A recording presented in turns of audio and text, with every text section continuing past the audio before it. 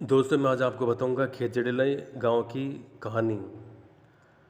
जोधपुर से जोधपुर से 25 किलोमीटर दूर दक्षिणी दिशा में स्थित विष्णुया बोल वाले छोटे से गांव खेजड़िली की, जहां वृक्ष रक्ताद विष्णु द्वारा सामूहिक रूपेण आत्माहुति दी गई। जोधपुर के राजा अजीत सिंह की मृत्यु के उपरांत उनके पुत्र अभय राजा बने। अभय के राजा बनते उन्हें बाहरी आक्रमणों को झेलना पड़ा।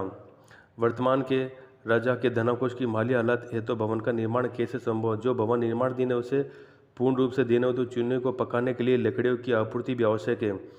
महाराज, आप यदि आपकी आज्ञा हो तो मैं इसकी व्यवस्था कर दूँ। मेरी दृष्टि से यहाँ पास में विष्णु के गांव में खेजड़ी के वृक्ष प्रचुर मात्रा में, उन्हें कटवाकर चूना पकाने की काम में ले लेंगे, जिससे अपनी समस्या भी हो जाएगी और आर्थिक बोझ भी नहीं पड़ेगा।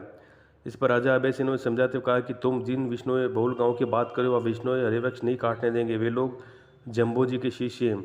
कदाचित तुम्हें खाली हाथ लौटना पड़े। तो गिरधर ने चतुरपूर्वक दृष्टि का, राजन मेरे करने का अन्यथा ना, परंतु अगर वे पेड़ न काटने को कहेंगे तो हम उनके समक्ष उनके एवज में आर्थिक कर स्वरूप धन की मांग कर देंगे, जिससे हम अन्यत्र से पेड़ों की व्यवस्था कर लेंगे और इसे भी स्वीकार कर लेंगे। सर अपनी बातों से राजा को आश्वस्त कर गिरधर ने कुछ सैनिकों के साथ खेजड़िली की ओर प्रस्थान किया।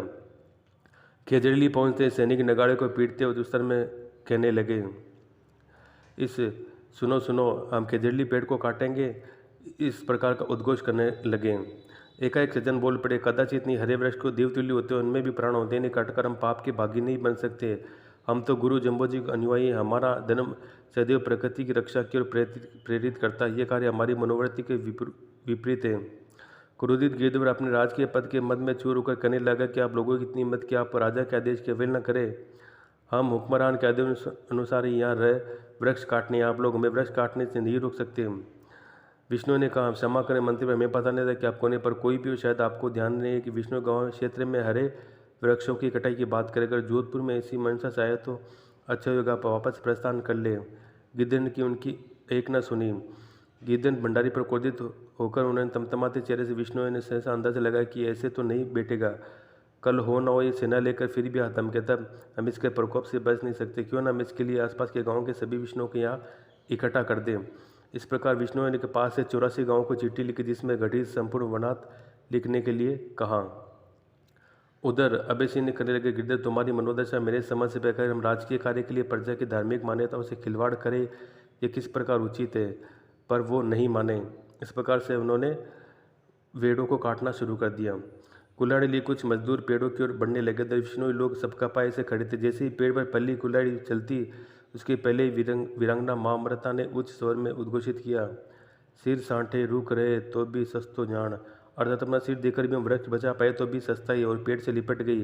ये उद्घोष उपस्थित विष्णु जन समाज के हृदय पटल पर अंकित हो गया और सभी विष्णुओं ने सहज सिरे से मनोबल उभरा और उसी के साथ सारे कटते वृक्षों को बचाने, फिर उनकी 3 पुत्रियां व रामोजी खेड़ भी लिपट गए। पुरुष में सर्वप्रथम अणदोजी, फिर बहुत से विष्णु लोग लुगाई अपने आराध्य गुरु को मन ही मन स्मरण कर वृक्षों से लिपट गए, जैसे चंदन से पेड़ पर सांप लिपटे हो। पेड़ों से लिपटे विष्णु देख सैनिकों के हाथ एक पल के लिए रुक से गई। ये देख गिरधर आग बबूला हो गए। उन्होंने फिर से कहा कि कोई भी आए, आप कुल्हाड़ी चला दो।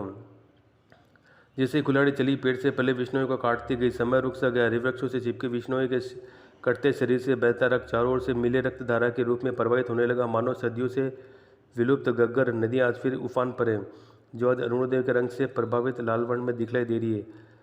पर वास्तव में आज गिरधर की अल्पबोधी सोच ने विष्णु के जीवन सूर्य को अस्ताचल कर दिया। देखते देखते 363 विष्णु नर नार ने इस बलिदान यज्ञ में सेवक के शरीर अर्पित कर दिए। यह घटना भादवा सुदी दशमी मंगलवार विक्रम संवत 1787 को घटित हुई।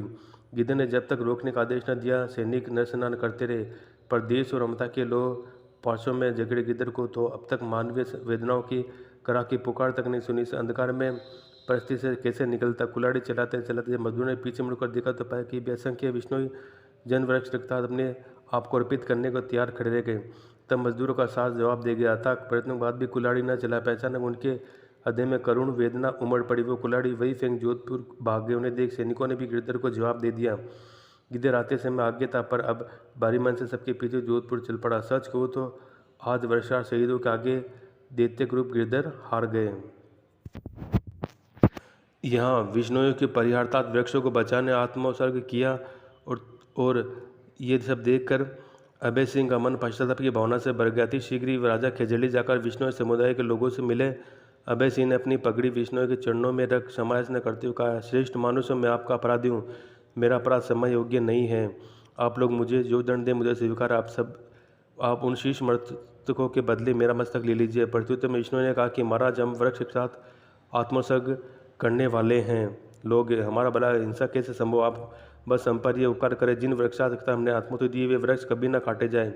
हरे वृक्ष काटने को सदा सर्वदा के लिए वर्जित करें। फिर ऐसा करता है तो उस पर सख्त दंड का प्रावधान हो। महाराजा अभय सिंह ने श्रेष्ठ विष्णु की बात स्वीकार कर तत्काल उन्हें एक ताम्रपत्र भेंट किया, जिसके ऊपर राजा ने लिखकर दिया, आज के बाद जोधपुर राज्य में हरे वृक्ष काटना वर्जित है और अगर ऐसा कोई करता है तो उसे दंडित दिया जाएगा। साथ ही भविष्य में ऐसी घटना न होने का वचन दिया। खेजड़ी में वृक्ष रक्षात विष्णु के आत्मस्वरूप के बाद इसी स्थान पर पवित्र खेजड़ी की जगह में शहीदों का अंतिम संस्कार किया गया। 10 सितंबर 1999 को इस समाधि स्थल पर एक स्तंभ निर्मित किया जो खेजड़ी शहीद स्तंभ के रूप में पहचाना जाता है। खेजड़ी में विष्णु के आत्मोत्सर्ग की घटना 21 सितंबर 1730 में घटित हुई। वैश्विक इतिहास में ऐसी कोई घटना नहीं मिलती जिसमें सामूहिक रूप से इतने लोगों ने वृक्ष रक्षार्थ अहिंसात्मक रूप से आत्मोत्सर्ग किया हो। विष्णु की वृक्ष व अन्य वन्य जीव रक्षण हेतु आत्मोत्सर्ग की यह परंपरा अपने आप में निराली और अहिंसा को बढ़ावा देने वाली है। भारत की गौरवशाली परंपराओं में से एक है। वैश्विक पटल पर विष्णु जन्म को प्राकृतिक संपदा संरक्षक समुदाय के रूप में जाना जाता है। विष्णु का यह गौरव सुण सदा सर्वदा प्रचलित रहकर प्रकृति सर्वशक ध्वजावाहक समुदाय बना रहेगा। तो दोस्तों, आज के लिए इतने ही। तब तक के लिए धन्यवाद।